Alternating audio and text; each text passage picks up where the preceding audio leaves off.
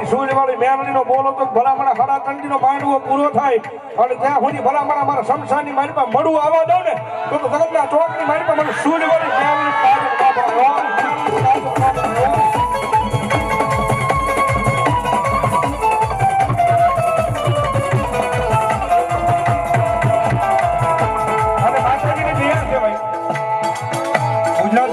કિન્નર સમાજની મારી જો માતાજી અમારે સમૂહ લગ્ન જો ધારી દીકરીના સમૂહ લગ્ન બાબા કોટની દીકરીના સમૂહ લગ્ન કર્યા હોય ને